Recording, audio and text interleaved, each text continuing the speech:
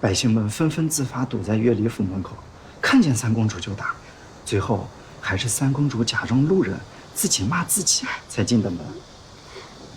她真是活该，竟然胆大包天，将龙骨毁作私用，真是倒行逆施，必遭天谴。不好了，不好了！小姐，龙骨显灵，降下天罚。真的？陈姐姐，那怎么了？突降天雷，咱们家的矿被炸了。什么？咱们家的矿被炸了。谁家的矿被炸了？咱家的。咱家的什么炸了？矿啊！你再说一遍，咱们家的矿怎么了？炸了，七小姐，咱们家的矿被天雷给炸了，炸了，炸了，炸了！咱们家的矿炸了！小姐，你快拿个主意吧。陈芊芊，你这个灾星，老天爷罚你，这雷还劈歪了。倒霉了吧？都说自己家里有光，轰，被雷劈。仗着自己是花园城的钱袋子，还喜欢这么的，还喜欢作威作福。我看他还怎么硬气。我就在这等着他，不是爱找我茬吗？尽管来，随便。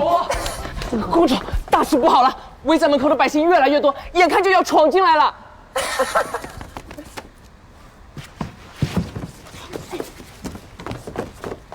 既然查清矿难之事并非人为，那受困家属的安抚之事，也要妥善处理好。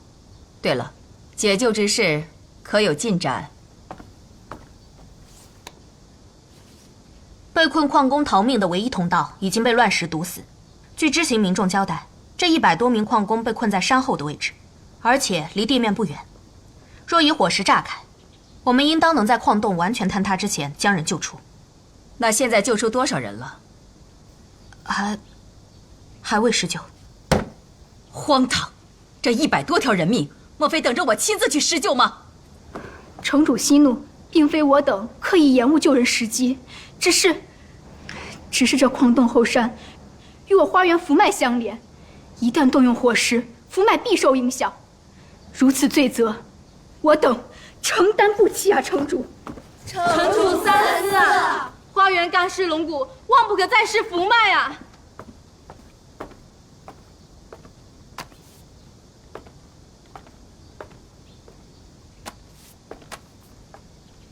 请愿书，禀告城主，城内百姓共同上书，万民请愿，请求什么？请求请求赐死陈芊芊，以平天怒。